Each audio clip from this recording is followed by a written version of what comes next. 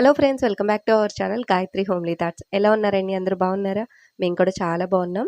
ఆ అరుణాచలేశ్వర స్వామి ఆశీస్సులు మనందరిపై ఉండాలని మనస్ఫూర్తిగా కోరుకుంటున్నాను. అండ్ ఈరోజు వచ్చేసి టెంపుల్ వ్లాగ్ అనేది షేర్ చేస్తున్నాను.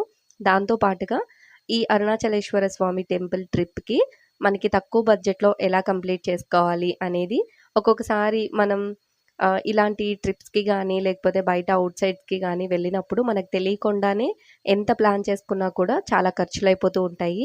మా ఎక్స్పీరియన్స్ని మొత్తం కలిపి ఈ వీడియోలో తక్కువ బడ్జెట్లో ఎలా ప్లాన్ చేసుకోవాలి అనేది వీడియో అనేది షేర్ చేద్దాము అనుకుంటున్నాను. సో డెఫినెట్గా యూస్ఫుల్గా ఉంటుంది. దాంతోపాటు వీలైనంత వరకు టెంపుల్ అంతా కూడా మీకు చూపిస్తాను. వచ్చేసేయండి వీడియోలోకి. అండ్ వీడియోలోకి వెళ్ళబోయే ముందు మన ఛానల్ ఫస్ట్ టైం చూస్తున్నట్లయితే కనుక తప్పకుండా మన ఛానల్ని సబ్స్క్రైబ్ చేసుకొని నాకు సపోర్ట్ చేయండి. మన జీవితంలో ఒక్కసారైనా వెళ్ళాల్సిన టెంపుల్స్లో తిరుపతి మెయిన్, అరుణాచలం కూడా జీవితంలో ఒక్కసారైనా వెళ్ళి విజిట్ చేసి రావాలండి. అంత బాగుంటుంది, అంత పీస్ఫుల్గా ఉంటుంది. అరుణాచలం వెళ్తేనే మనకి దేవుని ఆశీస్సులు ఉంటాయా అంటే అలా ఏం కాదండి.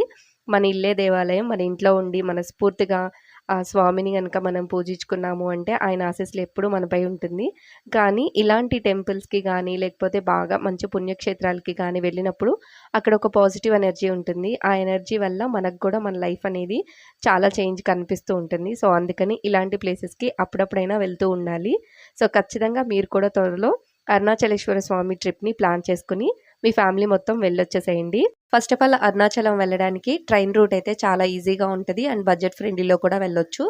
అండ్ ట్రైన్ మెయిన్గా విజయవాడ చూసుకుంటే విజయవాడలో మండే, ట్యూస్డే, ఫ్రైడే, సాటర్డే ఉందండి. ట్రైన్ టికెట్ కాస్ట్ వచ్చేసి 380 రూపీస్. విజయవాడ కాదు, తిరుపతి నుంచి వెళ్ళాలి, ఆ రూట్ నుంచి వెళ్ళాలి అనుకుంటే మనకి ఎవ్రీడే ట్రైన్స్ అయితే అవైలబుల్గా ఉన్నాయి. బట్ ఒక్కోసారి ఏంటంటే తిరుపతి బిజీ రూట్స్ కాబట్టి అప్పుడప్పుడు ట్రైన్స్ క్యాన్సిల్ అవుతూ ఉంటాయి. మనం ఎప్పుడైనా వెళ్ళాలి అనుకున్నప్పుడు ఒక 10-15 డేస్ ముందుగానే ట్రైన్స్ చూసుకుని రిజర్వేషన్ చేసుకున్నామంటే మనం చాలా ఈజీగా ఎక్కువగా రిస్క్ పడకుండా వెళ్ళిపోవచ్చు. నార్మల్ డేస్లో వెళ్ళాలి అనుకుంటే డైరెక్ట్గా చెన్నై వచ్చేసేయండి. చెన్నై నుంచి అయితే చాలా ట్రైన్స్ అవైలబుల్గా ఉంటాయి. బట్ చెన్నై నుంచి డైరెక్ట్ అరుణాచలం చాలా తక్కువ ట్రైన్స్ ఉంటాయి. అలాంటప్పుడు ఏంటి అంటే మనం ఏ ట్రైన్ అయినా మ్యాంగ్లూర్ ఇటు సైడ్ వెళ్ళే ట్రైన్స్ని మనం కాట్పాడి వరకు రిజర్వేషన్ చేయించుకుని కాట్పాడిలో డ్రాప్ అయిపోయి అక్కడ నుంచి బయటకు వచ్చి వేలూరు బస్ స్టాండ్కి అయితే వెళ్ళిపోవాలి. వేలూరు బస్ స్టాండ్ నుంచి మనకి చాలా అరుణాచలం బస్సెస్ అయితే అవైలబుల్గా ఉంటాయి. కాస్ట్ కూడా చాలా తక్కువ. అండ్ ఇంకా అరుణాచలం వెళ్ళిన తర్వాత బస్ స్టాండ్ బయటకు వచ్చాము అంటే చాలా ఆటోలు ఉంటాయి. అండ్ వాటిల్లో మనం ఎక్కడైతే రూమ్స్ ముందుగా డిసైడ్ అయ్యామో ఆ రూమ్స్కి మనం కనుక అడిగాము అంటే తీసుకెళ్ళిపోతారు. అండ్ మనం అరుణాచలం వెళ్ళడానికి ముందుగానే ఎక్కడ స్టే చేయాలి అనేది డిసైడ్ అయ్యి వెళ్తే చాలా బెస్ట్. లేదు అంటే ఆటోలు వాళ్ళని మనం కనుక రిక్వెస్ట్ చేసి ఏదైనా మంచి రూమ్స్ దగ్గరికి తీసుకువెళ్ళమన్నాము అంటే వాళ్ళు తీసుకువెళ్తారు. అండ్ ఇంకా వాళ్ళు హోటల్ వాళ్ళ దగ్గర కమిషన్ తీసుకుంటారు. ఆ కమిషన్ మనమే పే చేయాల్సి వస్తుంది. సో దానివల్ల మనకి ఎక్కువ బడ్జెట్ అనేది పెరిగిపోతూ ఉంటుంది, ఇలాంటివి చిన్న చిన్నవి తెలియకుండానే. అండ్ రూమ్స్ విషయానికి వస్తే నేనైతే సబరీష్ రెసిడెన్సీ అనేది ఒకటి ఉంది. అది చాలా బాగున్నాయి రూమ్స్. కాస్ట్ కూడా 1000 రూపీస్ అండి, ఎక్కువేం కాదు. మాకు 2 రూమ్స్కి 2000 అయినాయి. ఇంకో ఎక్స్ట్రా ఒక 200 తీసుకున్నారు రూమ్ క్లీనింగ్ వాటికి సంబంధించి. అండ్ ఇప్పుడు మీరు ప్రజెంట్ చూస్తున్నది తమిళనాడు గవర్నమెంట్ వాళ్ళు ప్రొవైడ్ చేసిన రూమ్స్ అవుట్ సైడ్ నుంచి చూపిస్తున్నాను. ఈ రూమ్స్ వచ్చేసి ఈశాన్య లింగం దగ్గర ఉంటుందండి. రూమ్స్ కాస్ట్ కూడా చాలా తక్కువ, 1200 అలా ఉంటుంది. వీళ్ళే ఒక హాఫ్ డే ఫుడ్ కూడా ప్రొవైడ్ చేస్తారు. రూమ్స్ బాగుంటాయి, ఫుడ్ చాలా బాగుంటుంది. బట్ ఇక్కడ రూమ్స్ తీసుకోవడం వల్ల మనకి ఇంకొక లాస్ ఉంది. అది ఈశాన్య లింగం దగ్గర రూమ్స్ ఉండడం వల్ల మనం గిరి ప్రదక్షిణ చేయాలి అన్నా లేకపోతే స్టార్ట్ చేయాలి అన్నా మెయిన్ రాజగోపురం దగ్గరికి వెళ్ళాలి. అక్కడ నుంచి మనం గిరి ప్రదక్షిణ స్టార్ట్ చేయాలి. మళ్ళీ అక్కడికి వెళ్ళడానికి ఆటోకి 200-300 తీసేసుకుంటారు. సో ఇక్కడ రూమ్స్ కంటే కూడా మీరు డైరెక్ట్గా తూర్పు రాజగోపురం దగ్గర రూమ్స్ తీసుకోవడం అనేది చాలా బెస్ట్ ఆప్షన్. లేదు అంటే కనుక మనకి తిరుపతిలో లాకర్స్ ఉంటాయి కదా, అలాంటి లాకర్స్ కూడా ఉంటాయండి.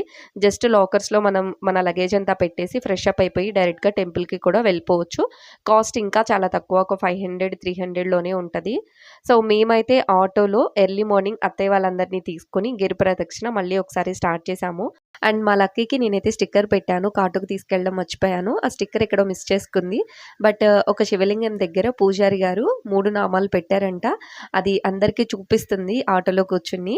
మాకు గిరి ప్రదక్షిణ చేసే టైంలో ఒక సాధువు చెప్పారు మాకు, మీరిప్పుడు గిరి ప్రదక్షిణ చేస్తున్నారు కదండీ! గిరి అంటే ఒక కొండ అని. మీరిప్పుడు గిరి ప్రదక్షిణ చేస్తున్నది ఈ కొండ చుట్టూనే, ఇక్కడ బాగా కనిపిస్తుంది చూడండి.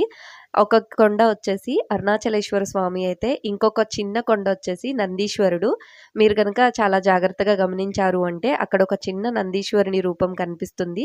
చూసి దండం పెట్టుకోండి అని చెప్పారు. రియల్‌గా మాకు చూసినప్పుడు మేము కూడా అలానే ఫీల్ అయ్యాము. బట్ వీడియోలో ఎంతవరకు మీకు అలా అనిపిస్తుందో నాకైతే తెలియట్లేదు. మీకు కూడా అలా అనిపిస్తే కింద కామెంట్ సెక్షన్‌లో నాతో షేర్ చేసుకోండి. అండ్ ఇప్పుడు మీరు చూస్తున్నదొచ్చేసి యమలింగము. ఈ యమలింగం దగ్గర ఎక్కువగా ఆయురారోగ్యాల గురించి ఆయన్ని పూజిస్తూ ఉంటాము. సో, మీరు కూడా ఒకసారి దండం పెట్టుకోండి. నాకు గిరి ప్రదక్షిణలో బాగా నచ్చిన విషయం ఏంటి అంటే, దారిలో ఉన్న చెట్లు విరిగిపోయినయి గానీ, పడిపోయిన చెట్లు గానీ ఉంటాయి కదా! వాటిల్ని కంప్లీట్‌గా తీసేయకుండా ఇలా చిన్న చిన్న బొమ్మల్లాగా చెక్కి వాటిల్ని సెక్యూర్ చేసి ప్లేస్ చేశారు. దారిలో నాకు చాలా చెట్లు కనిపించినియి. బట్ మేము ఆటోలో వెళ్ళిపోవడం వల్ల అన్నీ కూడా నేను వీడియో క్యాప్చర్ చేయలేకపోయాను. కానీ ఈ ఐడియా అయితే నాకు చాలా బాగా అనిపించింది. విరిగిపోయిన చెట్లని కూడా ఇలా డిజైన్ చేసి పెట్టడం అనేది చాలా గ్రేట్ ఐడియా అనిపించింది. మీకెలా అనిపించిందో కింద కామెంట్ సెక్షన్‌లో షేర్ చేసేసుకోండి. సో, మేమైతే ఆటోలో మొత్తం గిరి ప్రదక్షిణ కంప్లీట్ చేసుకున్నాము. మాకు ఆటోకొచ్చేసి ఒక చోట 1500 అడిగారు. ఒక చోట పర్ హెడ్ వచ్చేసి 200, 250 రూపీస్ ఇలా అడిగారు. బట్ మేము వివరాలన్నీ కనుక్కొని 700 రూపీస్‌కి మేము టోటల్ ట్రిప్ అనేది మాట్లాడుకున్నాము. ఏదైనా కూడా మనం మాట్లాడుకునే దాన్ని బట్టి ఉంటుంది. ఒక్కొక్కళ్ళు కొంచెం ఎక్కువ చెప్తారు. బట్ మనీ అనేది కొంచెం చూసుకొని ఖర్చు పెట్టాలి కాబట్టి అడిగి మేము 700 రూపీస్‌కి మాట్లాడుకున్నాం. అండ్ ఇంకా మేము దారిలో వెళ్ళేటప్పుడు నైట్ టైమ్ అయితే జింకలు కనిపించినియి. అండ్ డే టైమ్‌లో అయితే గనుక ఇలా పికాక్స్ కనిపించినియి. చాలా హ్యాపీగా అనిపించి చిన్న క్లిప్ అయితే తీసుకున్నాము. అండ్ ఇంకా మేము కుబేరలింగం దగ్గరికి వెళ్ళినప్పుడు అత్తయ్య గారు 365 ఒత్తులు వెలిగిస్తే చాలా మంచిది అని చెప్పి అక్కడ మా చేత వెలిగించారు. గాలికి అసలు ఉండట్లేదు దీపం. సో, చాలా సార్లు ట్రై చేసిన తర్వాత దీపం అనేది వెలిగింది. సో, అప్పుడు హమ్మయ్య అనుకున్నాము. అండ్ ఇంకా అక్కడి నుంచి మోక్ష మార్గం దగ్గరికైతే వెళ్ళాము. మోక్ష మార్గం దగ్గర తీసుకున్న వీడియో ఇందులో ఇంక్లూడ్ చేయట్లేదండి. Short video will be soon upload చేస్తాను. అండ్ నెక్స్ట్ ఈశాన్యలింగం. ఈశాన్యలింగం అనేది లాస్ట్ లింగం. ఇక్కడే మనకి రూమ్స్ ఉంటాయి. ఆలయం రూమ్స్ అని చెప్పి మీకు స్టార్టింగ్ వీడియోలో షేర్ చేశాను కదా! సో, అది. అండ్ నెక్స్ట్ అక్కడి నుంచి మేమైతే టెంపుల్‌కి వెళ్ళిపోయాము. ఒకసారి గిరి ప్రదక్షిణ చేసిన తర్వాత డైరెక్ట్‌గా టెంపుల్‌కి వెళ్ళిపోతే సరిపోతది. మళ్ళీ రూమ్‌కి వెళ్ళకుండా. అండ్ మార్నింగ్ మీకు నేను దీపాలు వెలిగిస్తున్నాను కదండీ! రాజగోపురం ఎదురుగా ఆ మండపం ఇదేనండి. ఈ మండపం ఎదురుగానే నేను దీపాలనేవి వెలిగించి గిరి ప్రదక్షిణ స్టార్ట్ చేశాను. మనం ఇక్కడ దీపారాజన చేసిన తర్వాత గిరి ప్రదక్షిణ మొదలుపెడతాం కదా! 9 లింగాలు. ఒకటొచ్చేసి మోక్ష మార్గం కంప్లీట్ చేసుకొని మళ్ళీ ఇక్కడికే రావాలి. ఇక్కడికొచ్చి ఈ రాజగోపురం లోపల నుంచి మనం లోపల అరుణాచలేశ్వర స్వామి టెంపుల్‌కైతే వెళ్ళాలి. సో, టెంపుల్ లోపలికి వెళ్ళిన తర్వాత చాలా రాజగోపురాలు అండ్ ఇంకా చిన్న చిన్న మండపాలు, టెంపుల్స్ చాలానే ఉంటాయి. అండ్ టెంపుల్ బయట నుంచయితే వీడియో క్లిప్స్ తీసుకోవచ్చు.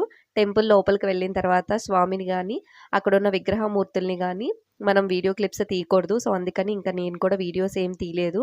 బట్ ఔట్ సైడ్ నుంచి అక్కడున్న మండపాలు అండ్ టెంపుల్ అంతా మీకు షేర్ చేయాలి అని చెప్పి చాలా వీడియో క్లిప్స్ తీసి మీకు షేర్ చేస్తున్నాను. ఒకసారి చూసేసేయండి. ఈ అరుణాచలేశ్వర స్వామి టెంపుల్ రాజగోపురాల గురించి ఒక షార్ట్ వీడియో పోస్ట్ చేశానండి. ఎవరైనా చూడకపోతే గనక ఒకసారి డిస్క్రిప్షన్‌లో లింక్ ఇస్తాను చూడండి. అండ్ ఇప్పుడు మీరు చూస్తున్నది మహానందేశ్వరుడు. మహానందిని క్రాస్ చేసుకొని లోపలికి వెళ్ళాము అంటే మనం అరుణాచలేశ్వర స్వామిని దర్శించుకోవచ్చు.